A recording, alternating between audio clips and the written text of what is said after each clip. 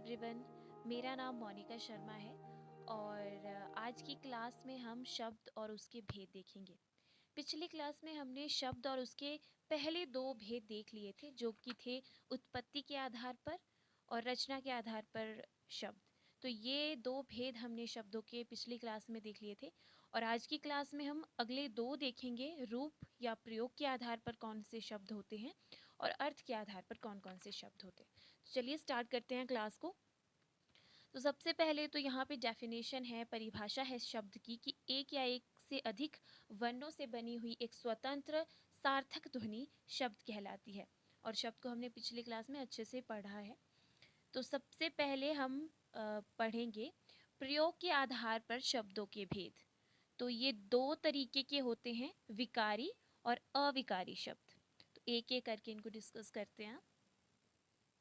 सबसे पहले आते हैं विकारी शब्द। विकारी शब्द वो होते हैं जिन शब्दों में लिंग, वचन और कारक, ये तीन चीजें आपको याद रखनी है। लिंग, वचन और कारक ये बदल सकते हैं विकारी शब्द में। लिंग का मतलब कि जैसे लड़के से लड़की हो जाएगा। वचन का मतलब लड़का है तो लड़के, लड़कियां हैं लड़कियों, ठीक है। और कारक कर्ता ने, का, के की, ये जो है ये बदल जाएंगे। जैसे एक सेंटेंस में आपको देती हूँ कि लड़के के लिए फल लाओ। तो अब अगर हम इसको विकारी शब्द में अगर चेंज करते हैं तो वो बन जाएगा लड़कों के लिए फल लाओ। तो इसमें मतलब लड़के से लड़कों बन गया, वचन भी बदल गया और इसमें कारक के लिए भी लग गया, ठीक है। और ये जो विकारी शब्द है ये संज्ञा, सर्वनाम, विशेषण और क्रिया इनमें यूज होते हैं। संज्ञा तो आपको पता ही है, किसी व्यक्ति, वस्तु, प्राणी, स्थान आदि के नाम को हम संज्ञा कहते हैं। और सर्वनाम जो संज्ञा के स्थान पर जो शब्द यूज होते हैं उनको हम सर्वनाम कहते हैं। और विशेषण जो संज्ञा और सर्वनाम की विशेषता बताते हैं उनको हम विशेषण कहते हैं।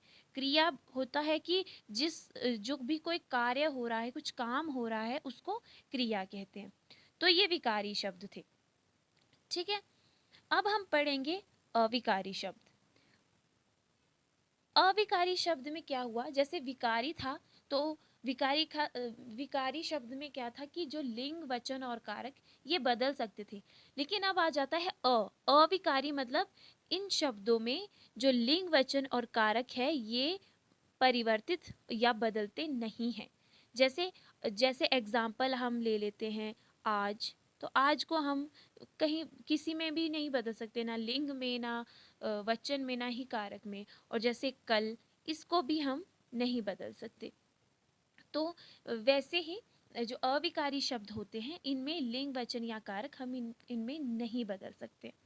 तो ये जो विकारी शब्द होते हैं ये क्रिया विशेषण, संबंध बोधक या समुच्चय बोधक और विस्मयादि बोधक इनमें यूज होते हैं। क्रिया विशेषण क्या होता है?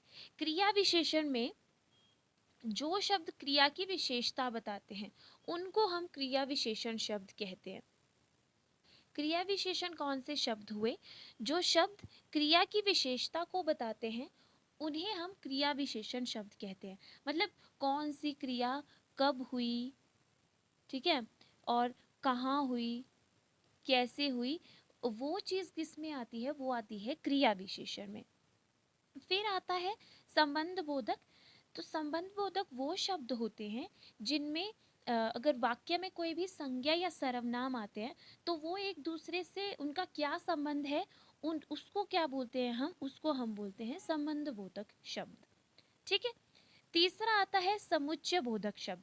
समुच्चय मतलब जिन शब्दों में दो या दो से ज्यादा शब्द या वाक्यांश जुड़ते हैं, मतलब जिन भी शब्दों से दो या दो से अधिक शब्द या वाक्य जुड़ते हैं उनको हम समुच्चय बोधक शब्द कहते हैं। जैसे या, और,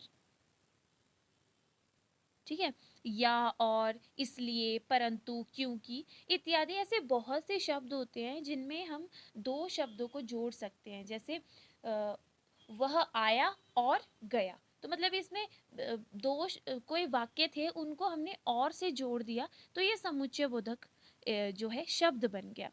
फिर आता है विस्मयादि बोधक शब्द।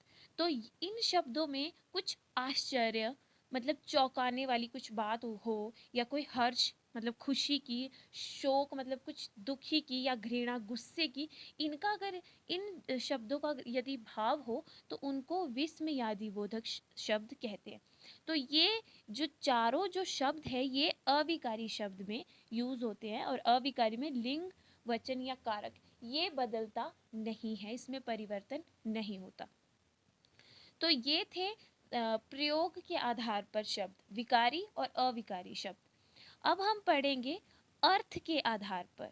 ये फोर्थ भेद है, चौथा भेद है शब्द का, कि अर्थ के आधार पर भेद। सबसे पहले आते हैं अर्थ के आधार पर भेद। एक अर्थ शब्द। एक अर्थ शब्द वो होते हैं जिनका एक ही शब्द होता है। जैसे बहुत से ऐसे शब्द होते हैं जिनका अर्थ देखने और सुनने में एक सा लगता है, परंतु वो समानार्थी नहीं होते। ठीक है। मैं अगर आपको एग्जांपल दूं, जैसे गंगा, मार्च। गंगा एक पवित्र नदी है, इनका एक ही अर्थ है। मार्च, मार्च का एक महीना है, उसको हम कोई उसका अनेक अर्थ नहीं है, उसके समान अर्थ नहीं है, गंगा के भी कोई समान अर्थ नहीं है। ठीक है। तो वो किस में आ जाते हैं, वो एक अर्थ शब्द में आ जाते हैं। ठीक है। फिर आता है दूसरा भेद, अनेक अर्थ शब्द। ठीक है। अनेक अर्थ शब्द का क्या मतलब है कि एक चीज के बहुत से अर्थ होते हैं। अनेक अर्थ शब्द का अभिप्राय है किसी शब्द के एक या एक से अधिक अर्थ होना। ठीक है। जैसे मान लीजिए, मैं आपको एग्जांपल दे देती हूँ यहाँ पे, हार। ठीक है। अब इसके दो अर्थ बन जाते हैं। एक हार होता है कि मतलब हमने कुछ हार हमें किसी चीज़ में प्राप्त हुई है। कोई मान लीजिए हम कोई खेल खेल रहे हैं और उसमें हमें हार मिल चुकी है। और दूसरा क्या होता है, हार जो एक गले में पहनने वाला हार होता है, एक ज्वेलरी जिसको हम बोलते हैं। ठीक है। तो ये अनेकार्थक शब्द है, मतलब एक चीज के या एक शब्द के अनेक अर्थ होते हैं, उसको अनेक अर्थ शब्द कहते हैं। फिर आता है समानार्थी शब्द या पर्यायवाची शब्द। तो ये तो सब फैमिलियर है इस शब्द से। तो मतलब एक अर्थ के बहुत से एक अर्थ के बहुत से शब्द या एक शब्द के बहुत से अर्थ होते हैं। ठीक है। जैसे यहाँ पे अंदर है, अंदर का अंदर के अनेक अर्थ है, भीतर, आंतरिक, अंदरूनी, अभ्यंतर।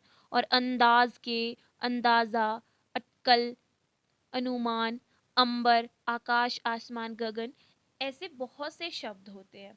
ठीक है। जो मतलब एक शब्द के अनेक अर्थ होते हैं, समान अर्थ शब्द होते हैं। ठीक है। फिर आता है विपरीतार्थक शब्द और विलोम शब्द। तो इसके क्या होते हैं कि उल्टे शब्द होते हैं, एक दूसरे का उल्टा अर्थ बताने वाले शब्द को विलोम शब्द या विपरीतार्थक शब्द कहते हैं। जैसे बड़ा, छोटा, ठीक है, ऊपर, नीचे, कठोर, कोमल, गरम, ठंडा इत्यादि। ये जो शब्द है ये विपरीतार्थक शब्द होते हैं। ठीक है। और यहाँ पे भी बहुत सारे एग्जाम्पल दिए हुए हैं, आप देख सकते हैं विलोम शब्द के। तो ये थे शब्द और उनके कुछ भेद। मैं उम्मीद करती हूँ कि आपको शब्द अच्छे तरीके से समझ आया होगा। So thank you.